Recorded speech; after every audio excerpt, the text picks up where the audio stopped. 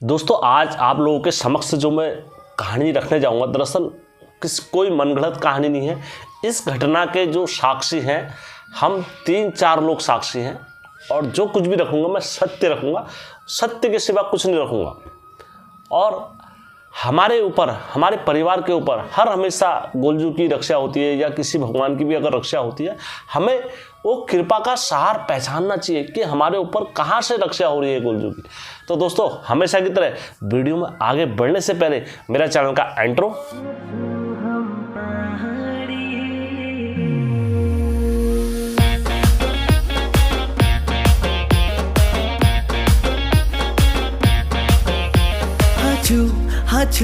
हाचू हम पहाड़ी। जय वीरकारा बजरंगी, हर हर हर हर हर हर महादेव। आप सभी के परिवार के ऊपर महादेव की कृपा और बजरंगबली का आशीर्वाद हमेशा बने रहने चाहिए। दोस्तों आज की जो मैं सच्ची स्टोरी आप लोगों के समक्ष रखने जा रहा हूँ, दरअसल मैंने सोचा क्यों ना आप लोगों के, पहले तो मैं आप सभी का कोटि कोटि धन्यवाद करना चाहूँगा कि आप लोगों के सहयोग और आशीर्वाद से हमारा जो भी भंडारा था वो सफल हुआ। बहुत सारे भाई लोगों ने मेरे को बोला यार हेम तो यूट्यूब चलाता है और यूट्यूब के माध्यम से उसको काफ़ी लोगों ने सहयोग करा और तब जाके ये भंडारा सफल हुआ। दोस्तों मैं आप लोगों के समक्ष ये बात भी सच, दोस्तों मेरा हर हमेशा प्रयास ये रहता है कि हमेशा सत्य बोला जाए और कभी अन्यथा मेरे मुँह से झूठ निकलता है तो दोस्तों उसमें किसी परिवार का भला होगा तभी मेरे मुंह से झूठ निकलता है।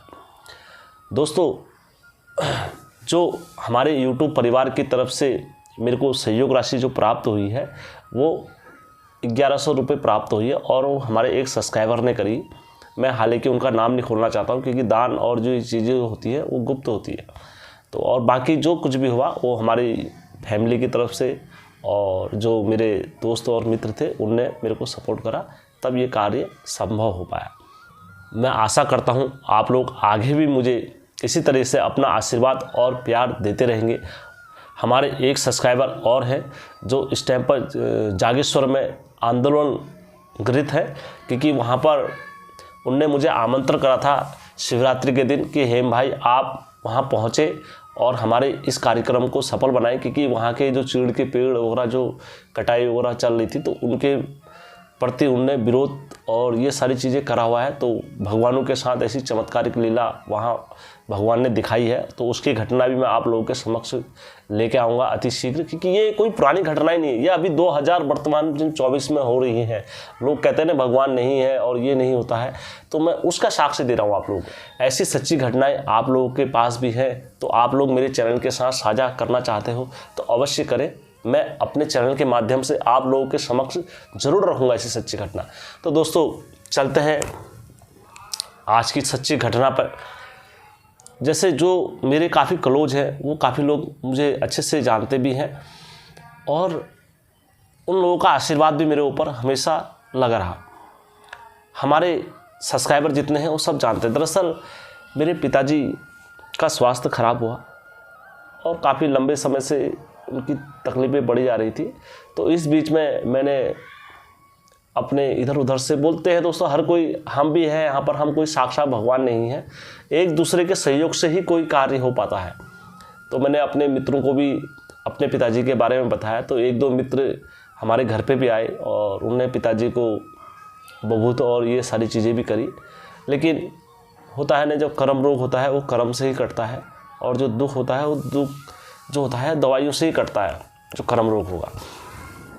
तो उसी प्रकार मैं हालांकि नाम नहीं खोलना चाहूँगा उनमें किन किन मित्रों को मैंने घर में बुलाया था, क्योंकि उनने मुझे इतनी अनुमति नहीं दी है। अगर दी होती तो मैं अवश्य बुलाता, नाम उनके नामों से संबोधित करता हूँ सभी को। उसके बाद मैंने इधर भी दिखाया, टेहरी गढ़वाल चंबा साइड में भी पूछ कराई थी, वहाँ से भी दिखाया, हर जगह से दिखाया।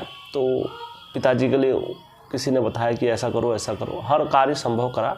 लेकिन जब डॉक्टरी इलाज भी नहीं छोड़ा था हम देखो दोस्तों, हम एक लोकल गांव से हैं, कोई बहुत बड़े शहर से नहीं है।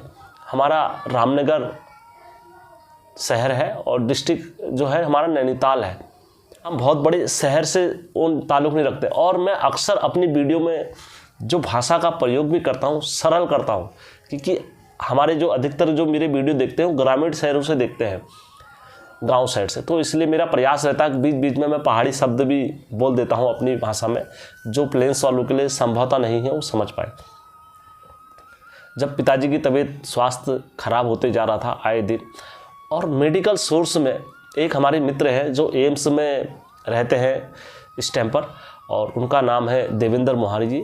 देवेंद्र मोहारी जी जो है वो अक्सर हमारे क्या करते हैं, देहरादून एम्स है वहाँ आना जाना और मेडिसिन दवाइयाँ वगैरह सब देखते हैं। तो उनको पिताजी की रिपोर्ट भेजी, तो रिपोर्ट भेजने के बाद उन्होंने कहा हम जवाब देंगे। तो देखा डॉक्टरों ने कहा अभी तो इसमें कुछ हो नहीं सकता, हम बाद में बताएंगे आपको, मिलने का टाइम बाद में देंगे। तो दोस्तों मैंने सोचा यार, मन ही मन में होता ही है, मैंने कहा यार काश हमारे भी कोई जान पहचान वाला होता और कहीं मैं भी अपने पिताजी को अच्छे हॉस्पिटल में दिखाता। तो मन ही मन मैंने सोचा यार हे गुलजू भगवान, अगर कुछ हमारा भी जान पहचान वाला कहीं पर कुछ होता तो आज मैं भी अपने पिताजी को अच्छा इलाज प्रोवाइड करा देता। तो इसलिए हमारा कोई जान पहचान वाला नहीं है, इस वजह से मेरे को बाध्य रहना पड़ रहा है। तो दोस्तों जो मैंने इतना ही बोला, तो इतने में क्या होता है, हमारे एक सब्सक्राइबर थे जिनका नाम है अभिषेक जी। अभिषेक जी हमसे पहले ही बात करते थे काफ़ी, तो उन्होंने पहले मुझसे बात करी थी, करीबन 6-7 महीने पहले बात करी थी। तो अपनी कोई परेशानी रिलेटेड उन्होंने मुझसे बात करी थी। बात करने के बाद उसी दिन शाम को इत्तेफाक उनका फ़ोन आ जाता है, उसी दिन शाम को फ़ोन आ जाता है कि हेम भाई ऐसी ऐसी दिक्कत है, और क्या नाम कहते हैं, मेरा मन गोलजू का मंदिर बनाने का और ये करने का बहुत कर रहा है, गोलजू की पूजा करने का। मैंने कहा यार ज़रूर दाजू, हम इस क्षेत्र में आपकी ज़रूर मदद करेंगे। तो हमारे एक मित्र और हैं जिनका नाम मैं संबोधित करके खोल रहा हूँ, राकेश जी। राकेश जी को भी मैंने कहा यार अभी तो मैं तो खुद मंदिर बनाने के उसमें हूँ, और इसमें हमारे एक मित्र हैं राकेश जी, उनने भी मंदिर बनाने के लिए एक कॉल कर रखी है, तो आपकी मैं उनसे वार्तालाप कराता हूँ। तो इस चीज़ में बात करने के लिए मुझे राकेश जी से भी अनुमति लेना आवश्यक था। तो मैंने राकेश जी को कॉल करा।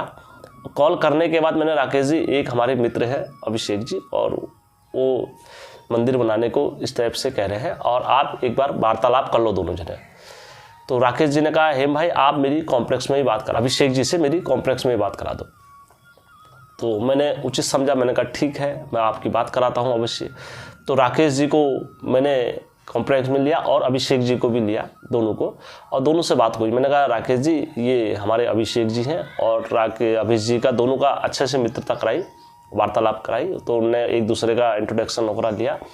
तो उनने बोला मैं महिपालपुर में रहता हूँ, तो इत्तेफाक से राकेश जी भी महिपालपुर में ही रहते थे, तो आमने सामने ही था दोनों का। तो इन्होंने कहा ऐसी ऐसी बात है, और इनकी कुछ परेशानियाँ भी थी।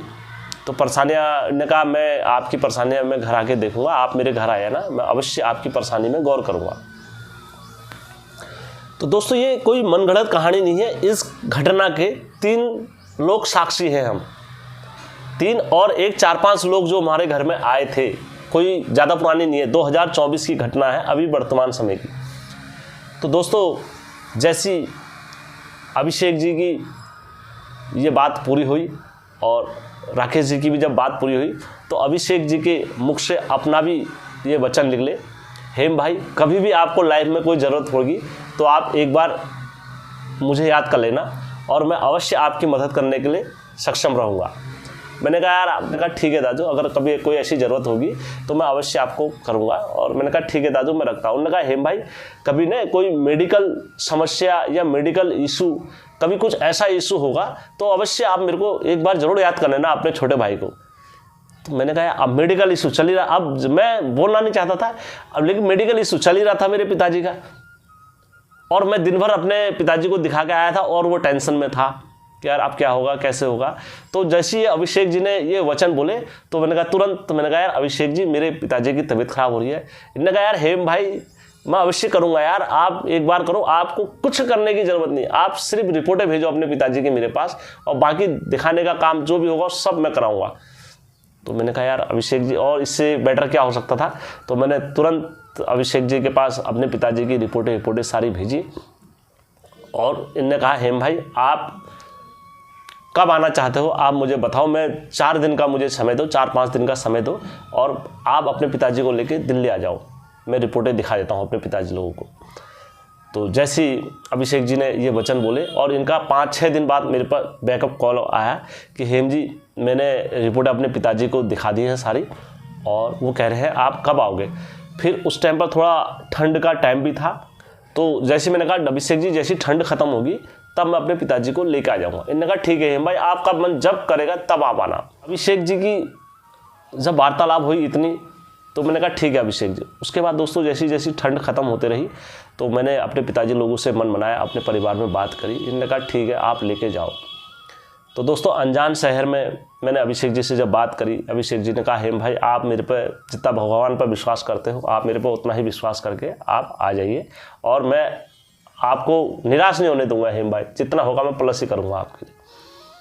मैंने कहा ठीक है। फिर तो दोस्तों ट्रेन पकड़ी हमने, रिजर्वेशन कराया। रिजर्वेशन कराने के बाद हम दिल्ली पहुँचे और दिल्ली पहुँचने के बाद जैसे ही दिल्ली पहुँचे अभिषेक जी सुबह 4 बजे 4:30 बजे करीबन अपनी गाड़ी लेके वहाँ पर कार लेके आ गए थे हमें ले। और दोस्तों दरअसल मैं पहली बार दिल्ली गया था और उतना अनुभव और उतनी नॉलेज मुझे नहीं थी, क्योंकि दिल्ली का रहन सहन हमारे रहन सहन से काफ़ी डिफरेंस है। क्योंकि हम इधर साइड में नॉर्मल तरीके से रहते हैं, उधर आपको हर 2 कदम पर हर फैसिलिटी मिलेगी वहाँ पर, और यहाँ पर हमें अपनी चीज़ें अर्जित करने के लिए थोड़ा परिश्रम करना पड़ता है, हर तरीके का ये करना पड़ता है दोस्तों हमें अपने इस तरीके से। तो उसी प्रकार अभिषेक जी जब सुबह आए तो अभिषेक जी ने हमें कार पर बैठाया, मम्मी को, पापा को और मेरा एक भांजा था। हम 4 जने बैठे। 4 जने बैठने के बाद जब हम पूरे सुबह ही पूरा दिल्ली घुमा दिया इन्हें, पूरा घुमाते घुमाते घुमाते, क्योंकि होटल लेना था मुझे। और होटल लेने के बाद फिर वहाँ पर रात में हमने होटल लिया। होटल लेने के बाद हम होटल में रुके, 2 रूम लिए हमने और वहाँ पर वो मेरे को मैक्सिमम वहाँ के 2500-2600 के आसपास पड़ गए थे रेंज में, उसकी 2700 के आसपास इतनी रेंज पड़ गई होगी। तो जब होटल में खाना पीना मिला के वो समथिंग 3000 के समथिंग पड़ गया था मेरे को दोस्तों। फिर दोस्तों हम दिल्ली में 4-5 दिन रहे और अगले दिन सुबह तुरंत हमारे जो राकेश भाई जी थे, राकेश भाई जी ने भी बहुत सहयोग करा और उन्हें तुरंत अपना वहाँ मेरे लिए होटल वगैरह जो व्यवस्था देखी गई वो राकेश भाई जी के द्वारा देखी गई, क्योंकि हम सुबह से ढूंढ रहे थे, हमें होटल नहीं मिले। फिर राकेश जी को फ़ोन करा हमने महिपालपुर में, तो राकेश जी ने हमारे लिए होटल की व्यवस्था करी। तो दोस्तों उस दिन राकेश जी ने अपने कार्य की छुट्टी करी और वो पूरा दिन मेरे पिताजी के साथ और मेरे साथ लगे रहे। और आप देखते दोस्तों दिल्ली सफदरजंग में जब मैंने अपने पिताजी का इलाज कराने गया, मैं पहली बार सफदरजंग को देखा दोस्तों मैंने अपने जीवन में। और इतनी भीड़ थी दोस्तों, कोई कटा फटा, कोई फूटा और कहीं से किसी के चोट लगी हुई, हर तरीके के लोग। मुझे ऐसा लग रहा था कि पूरी दिल्ली सफदरजंग में आ गई है। और मुझे खुद आइडिया नहीं आ रहा था कि मैं जहाँ पर खड़े हो जा रहा था कि अगले बार घूम के मैं उसी चौराहे पर आ जाऊँ, क्योंकि मेरे लिए पूरा डिफरेंस लाइफ थी, अलग थी। तो जैसी अभिषेक जी के फादर मिले, फिर उनने हमें गाइडलाइंस दी थी अभिषेक जी ने, और फादर मिले अभिषेक जी के, उनने हमको देखा और फिर उनने वहाँ पर्ची वगैरह कटाई और वहीं से पहले ओपीडी में दिखाया। ओपीडी में दिखाने के बाद फिर अंदर ऑफिस में दिखाया। ऑफिस में दिखाने के बाद फिर डॉक्टर को दिखाया। डॉक्टर को दिखाने के बाद वहाँ से दिखाया। फिर उनने हमें 3 दिन बाद बुलाया, क्योंकि सफदरजंग में दोस्तों जो डेट मिलती है कम से कम 1 महीने की नहीं मिलती है, 6 महीने की या ऐसे डेट करके बुलाते हैं दवाइयाँ देने के लिए। तो हमें तुरंत 1 हफ्ते बाद की डेट मिली और उसके बाद 1 हफ्ते बाद की डेट मिली। और फिर तीसरे दिन में सोमवार को हमको दोबारा से डॉक्टर ने देखा और पूरे आराम से देखा और पूरी दवाइयाँ देकर हमें बाइज्जत विदा करा गया और अपना फ़ोन नंबर वगैरह दिया। उन्होंने कहा हेम जी अगर आपको दोबारा कोई दिक्कत होगी, तो अभिषेक जी के फादर ने तो कहा आप ज़रूर आइएगा। तो दोस्तों मुझे काफ़ी अच्छा लगा और मैंने कहा जय हो गोलजू, तुम्हारी कृपा ऐसी बनी रहे। दोस्तों भगवान जब कृपा करते हैं किसी के ऊपर तो कहाँ से कौन सा फंगा दे देते हैं, बस आपको उनकी कृपा समझनी होती है। तो दोस्तों मैं अभिषेक भाई जी का और राकेश जी का कोटि कोटि दिल से धन्यवाद करना चाहूँगा कि उन्होंने इतना सहयोग करा और अपनी छुट्टी करने के बाद मेरे साथ लगे रहे। और अभिषेक जी ने कभी एहसास नहीं होने दिया कि मैं कोई पराया बंदा हूँ, और अपना बंदा समझ के ही उनने दिल्ली में हमें पूरा ट्रीट करा और हर वो चीज़ जो हमारे लिए संभवतः असंभव थी, वो चीज़ सारी उनने करके दिखाई दोस्तों। मैं उनका कोटि कोटि अपने चैनल के माध्यम से भी और आप लोग मेरी जो यूट्यूब की टीम है उनके माध्यम से भी उनका हमेशा कोटि कोटि धन्यवाद करना चाहूँगा। और दोस्तों आगे की किस तरीके से हमें अभिषेक जी ने दिल्ली घुमाया और कैसे कैसे हमें वहाँ पर बड़े बड़े मॉलों में घुमाया और दिल्ली का रहन सहन दिखाया, वो मैं आपको कल के वीडियो में ज़रूर डालूंगा। दिल्ली की लाइफ स्टाइल क्या होती है, कैसा होता है और कैसा रहन सहन होता है, मैंने छोटा छोटा प्रयास करा है, आप लोगों के समक्ष ये चीज़ रखी जाएगी दोस्तों धन्यवाद आपका कोटि कोटि कि आप लोगों ने मेरा ब्लॉग देखा और गुरुजी की ऐसी सच्ची कृपा देखी दोस्तों, हमेशा की तरह। ठीक है दोस्तों, धन्यवाद।